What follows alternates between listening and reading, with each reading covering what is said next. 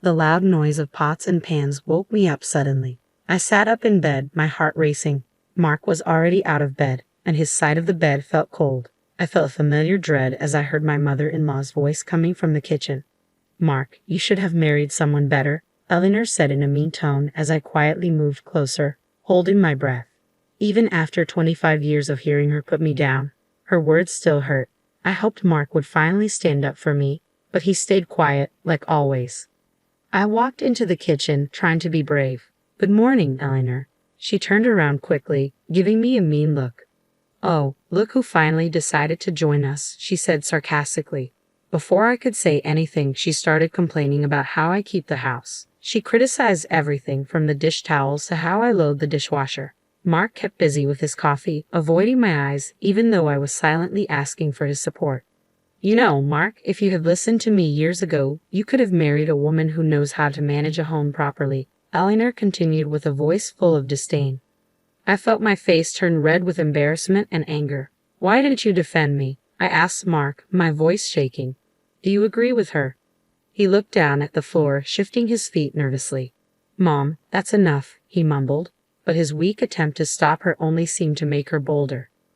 "Don't be so sensitive, Beth," Eleanor said dismissively. "If you can't handle the truth, that's your problem." As she turned back to the stove, I saw the pain in Mark's eyes, but at that moment, I felt deeply betrayed, not just by Eleanor, but also by Mark, who promised to love and protect me. I thought I would have a peaceful weekend to myself while Mark was at his weekly golf game, but just after noon, the doorbell rang. I already knew who it was before I opened the door and saw Eleanor standing there with her lips pressed together in disapproval.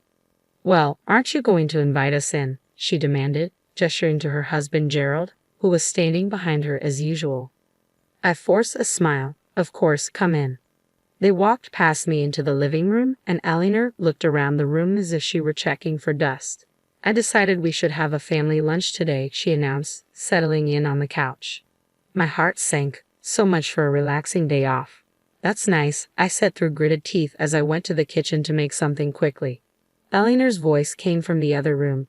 "Honestly, Beth, I don't know how you can live in such a mess. Have you even cleaned this week?" I took a deep breath, reminding myself not to react, but her criticisms kept coming as I prepared a simple salad and sandwiches. "I'm surprised you even know how to cook," she said as I put the food on the table. "You'd think after all these years, you'd have learned something about being a proper housewife." Gerald stayed silent as usual, but I could feel his quiet judgment. "Why did you have to bring them here on our day off, Mark?" I asked desperately when he got home later. He looked away, shrugging helplessly. She insisted. "You know I can't say no to her." As Eleanor kept criticizing my homemaking skills during lunch, I felt my frustration with Mark growing. Why did he always let her treat me like this? Just when I thought Eleanor couldn't be more intrusive, she announced that she was planning a big family gathering at our house without even asking me. "I've already invited everyone over for dinner next Saturday," she said one afternoon, walking into the living room without asking, as usual. "You'll need to clean this place from top to bottom, Beth. It's a disgrace." I clenched my jaw as she went on and on about how my housekeeping was not good enough. Mark said nothing and pretended to read the newspaper. The week leading up to the dreaded dinner was a nightmare. Eleanor kept coming in and out, criticizing every detail and giving orders about how she wanted things set up. By the time Saturday arrived, I was a nervous wreck. "Why is the table crooked? Fix it," Eleanor snapped as I set out the plates and silverware just as she had instructed. I bit my tongue and straightened the tablecloth with shaky hands. The doorbell rang, and the first guests began to arrive. Aunts, uncles, and cousins I barely knew. Eleanor greeted them all with a big smile, playing the perfect hostess.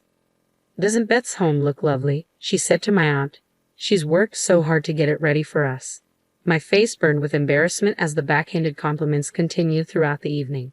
Whenever I caught Mark's eye, he quickly looked away.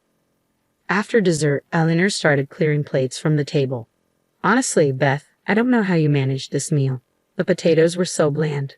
"That's enough," I said, finally reaching my limit. I turned to Mark, who was slumped in his chair. "Why didn't you defend me? Why do you let her treat me like this?" He looked at me helplessly as the room went silent. At that moment, I realized our marriage was at its breaking point. After the disastrous family dinner, I felt like I couldn't take it anymore. Seeing the helpless look on Mark's face while he stayed quiet during Eleanor's attacks was the last straw. I knew I couldn't keep living like this.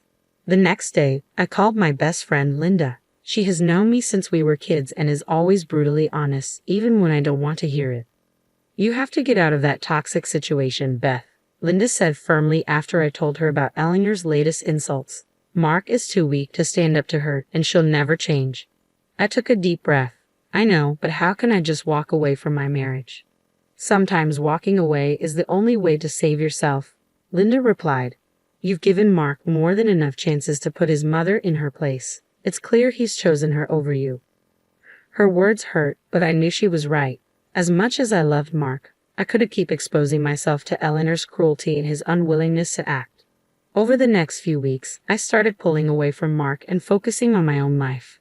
I took up gardening again, something I had always enjoyed but Eleanor had mocked as a silly hobby. I began making plans to meet friends for lunch or dinner without asking for Mark's opinion. He looked confused whenever I made excuses about his mother visiting or mentioned some other activity he wasn't invited to, but I stayed determined, keeping my true intentions to myself.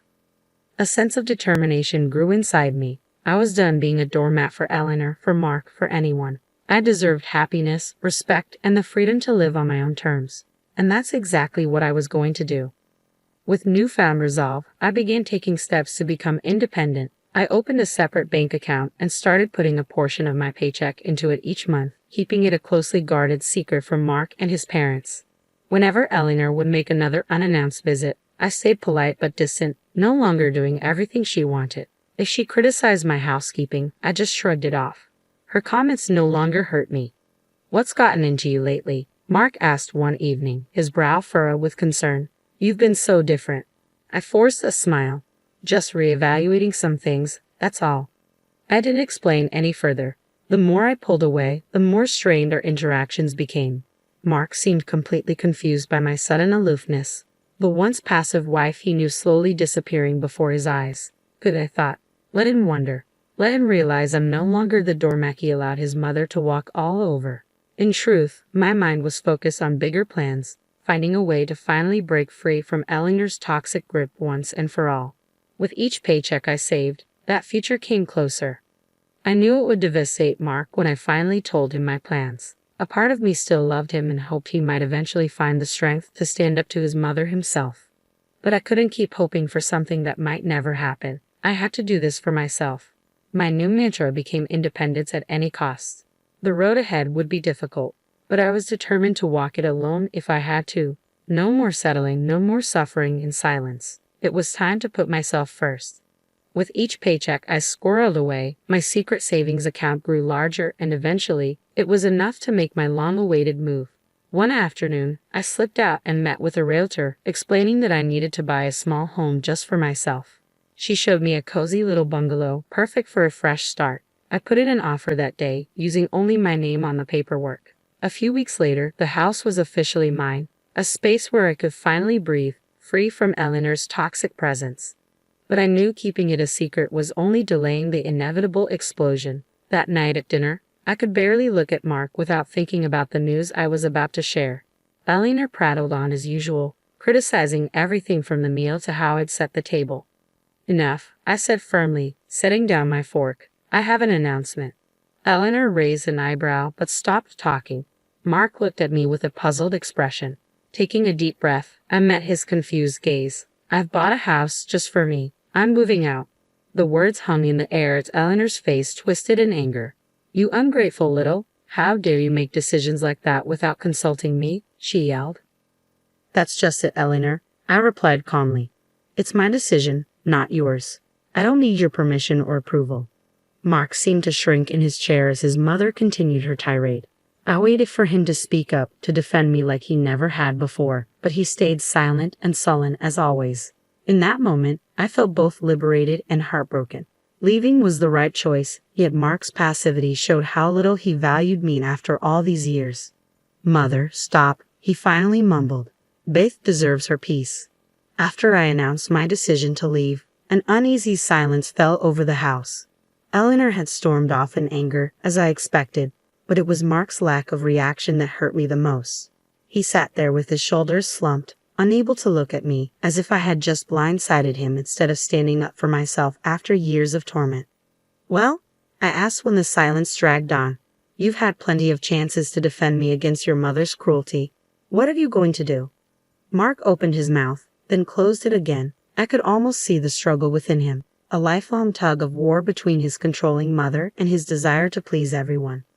I'm sorry, Beth, he finally said, his voice barely a whisper. You're right, all this time, I've let my mother walk all over you, over us. He dragged a hand down his face, looking suddenly much older. I realized tonight that if I don't stop this now, I'm going to lose you for good, and that's my worst fear. Tears filled my eyes despite my determination. Hearing him actually acknowledge the dysfunction and admit how much he failed me broke through the wall I'd built. For once in your life, you need to choose, I said, my voice trembling. Your mother or me, because I won't live like this any longer.